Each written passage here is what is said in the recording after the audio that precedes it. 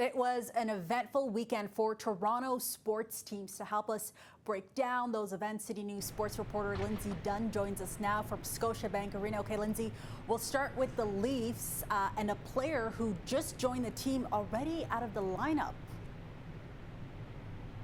Yeah, there was a scary moment that happened on their game here on Saturday against the Rangers. Ilya Lyubushkin, who was traded to the team late last week. Of course, Leafs fans would recognize that name because he played with them back in the 2021-2022 season. He had a scary hit where he went into the boards and he hit his head. We actually found out just moments ago that he will be playing in tonight's game. There was concerns that he'd have to go in concussion protocols, but they've cleared him to play tonight. Tonight, they are taking on the Boston Bruins, which you would be surprised that he's in the lineup after seeing that hit you're watching right now. They're taking on the Bruins, who's a division rival. They're also trying to catch up to them within the points, within, this whole playoff rush. They have not beat the Bruins here at Scotiabank Arena FISA since November of 2022. It's an original six team. It's going to be a lot of excitement and, a lot of angst in the building for fans because they really want them to beat the Bruins. It's such a great rivalry, but a great update for Ilya is he is doing a lot better than what we saw on the weekend.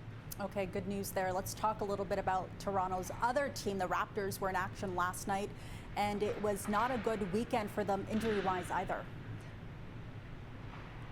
Not at all. We'll start off what happened in the game last night against the Charlotte Hornets. We'll take a look Jakob Poeltl, the center, big piece of this franchise. He dislocated his pinky finger on his left hand. He left the game. He did not come back in. He's expected to miss the next few days, but that follows an injury that sent Scotty Barnes potentially out for the rest of the season. Scotty Barnes broke a bone in his left hand in their loss to the Warriors on Friday. This follows his all-star season that he's been having.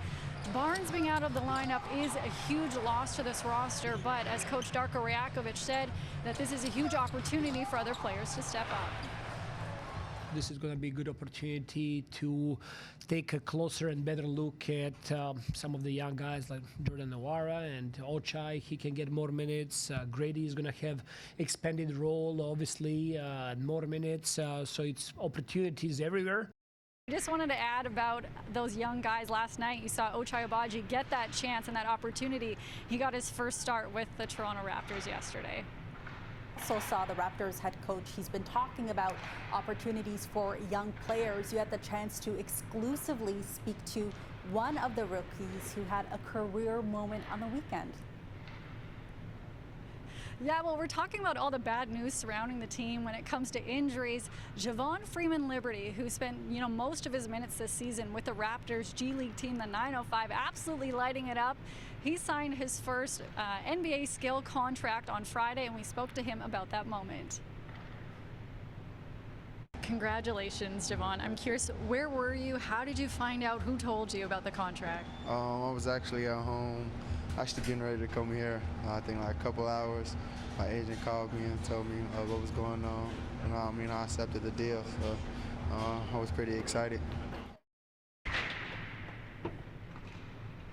Now, Faiza, some other exclusive information that we broke last night is that Teresa Resch, who was the Raptors Vice President of Basketball Operations and Player Development, she stepped away from the team after more than 10 years with them. It's an I can't say that word anyways. They left on good terms, but it is a big loss for that franchise. Amicable. Lindsay, thank you so much. You do so much for us. So you broke that down for us. Thanks so much, Lindsay. Anytime.